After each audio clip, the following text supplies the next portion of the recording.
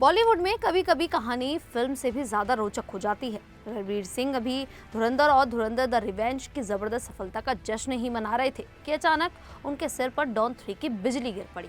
अगस्त 2023 में जब फरहान अख्तर ने ऐलान किया कि अमिताभ बच्चन और शाहरुख खान के बाद अब डॉन का ताज रणवीर सिंह पर सजेगा, तो पूरी इंडस्ट्री हैरान रह गई थी। टीजर रिलीज हुआ, लोग एक्साइटेड हुए, लेकिन फिर 3 साल तक सिर्फ खामोशी रही।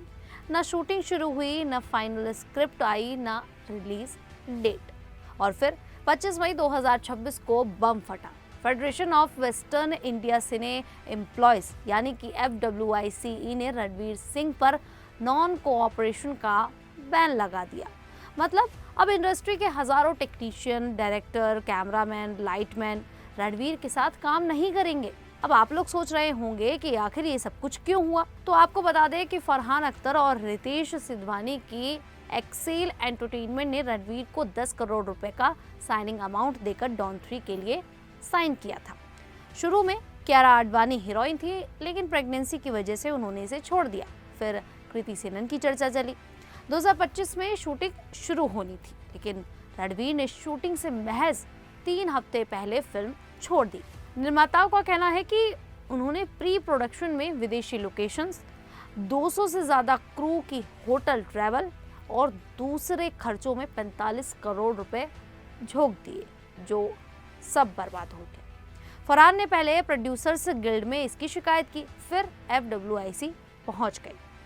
FWIC ने रणवीर को 3 बार अपना पक्ष रखने के लिए बुलाया। सबसे पहले 22 अप्रैल को, फिर 30 अप्रैल को और फिर आखिर में 13 मई 2026 को। लेकिन रणवीर ने ठोस जवाब नहीं दिया।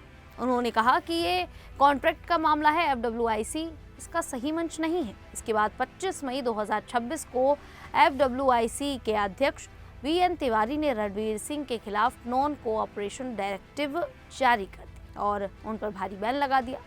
अब FWIC के 4 लाख से ज्यादा सदस्य रणवीर के साथ काम नहीं करेंगे। इसका सबसे बड़ा खतरा रणवीर की फिल्म प्रलय पर है। ये 300 करोड़ रुपए की भयानक ज़ॉम्बी थ्रिलर है, जिसमें रणवीर हीरो के साथ प्रोड्यूसर भी हैं। जय मेहता इसे डायरेक्ट कर रहे हैं। FWIC के बैन से शूटिंग रुकने का खतरा मंडरा रहा है। रणवीर अभी चुप हैं। उनके प्रवक्ता ने कहा है कि वे पेशेवर मुद्दों को गरिमा, सम्मान और परिपक्वता से सुलझाना चाहते हैं, लेकिन अंदर ही अंदर माहौल गर्म है। रणवीर ने कोर्ट जाने की भी तैयारी कर ली है। कानूनी एक्सपर्ट्स कह रहे हैं कि FWIC का बैन पूरी तरह से कानूनी नहीं है। 2017 में CCI ने भी कहा था कि FWIC कोई रेगुलेटरी बॉडी नहीं है, लेकिन इंडस्ट्री में इसका दबदबा बहुत ज्यादा है। पहले भी FWIC ने कई बड़े सितारों को घुटने टेकने पर मजबूर किया है। सलमान खान को पाकिस्तानी सिंगर आतिफ असलम का गाना हटाना पड़ा। मीका सिंह को पाकिस्तान में परफॉर्म करने पर माफी मांगनी पड़ी। दिलजीत को 2 बार बैन झेलना पड़ा।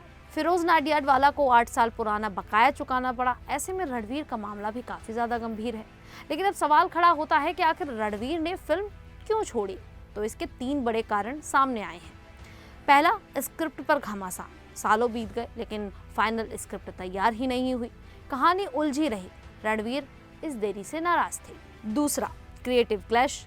रणवीर डॉन को बहुत ज्यादा खूंखार, गालियों वाला, धारदार एक्शन और हिंसक वर्जन बनाना चाहते थे, जबकि फरहान पुरानी डॉन वाली रियलिस्टिक स्टाइल पर अड़े रहे। तीसरा और सबसे तीखा कारण, रणवीर का करियर ग्राफ। जब उनकी 4 फिल्में फ्लॉप हो रही थी, तब फरहान किसी और बड़े एक्टर को डॉन बनाने की सोच रहे थे। जब ये बात रणवीर तक पहुंची तो उनका गुस्सा फूट पड़ा। लेकिन धुरंधर की ब्लॉकबस्टर सफलता के बाद सब कुछ बदल गया। अब रणवीर को डॉन की जरूरत ही नहीं रही। धुरंधर ने उन्हें सुपरस्टार बना दिया। अब सोचने वाली बात यह है कि आगे क्या होगा। रणवीर की कई बड़ी फिल्में लाइन में हैं। शाहरुख के साथ किंग, कियारा के साथ एक फिल्म, आदित्य धर के साथ प्रोजेक्ट। अगर बैन नहीं हटाया गया तो ये फिल्में भी प्रभावित हो सकती हैं। कुछ रिपोर्ट्स कह रही हैं कि रणवीर आदित्य चोपड़ा से मिल चुके हैं और धूम जैसी नई फ्रेंचाइजी पर बात चल रही है। आमिर खान सुलह कराने आए थे, लेकिन वो असफल रही। फिल्म क्रिटिक तरण आदर्श कहते हैं कि दोनों पक्षों को बैठकर बात कर लेनी चाहिए। आपको बता दें, ये कोई पहली बार नहीं है जब किसी एक्टर ने बीच में फिल्म छोड़ी है। इससे पहले भी कई एक्टर ऐसा कर चुके हैं। अभी हाल ही में अक्षय कुमार ने परेश रावल को हेरा फेरी 3 छोड़ने पर 25 करोड़ का नोटिस दिया था। अक्षय खन्ना को दृश्यम 3 छोड़ने पर आलोचना झेलनी पड़ी। दीपिका पादुकोण का संदीप रेड्डी बांगा के साथ स्प्रिट फिल्म का विवाद भी चर्चा में रहा।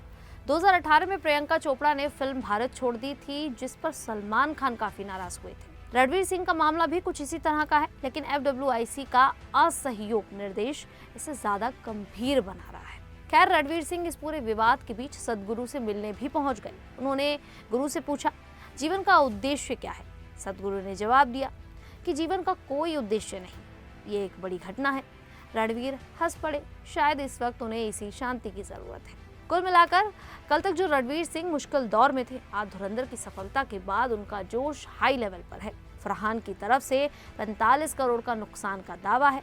अब देखना होगा कि ये विवाद कोर्ट जाएगा, बातचीत से सुलझेगा या फिर रणवीर को कुछ समझौता करना पड़ेगा। बॉलीवुड कभी सीधा नहीं चलता, यहाँ एक दिन में ही हीरो बन जाते हैं तो दूसरे ही दिन विवादों में घिर भी जाते हैं।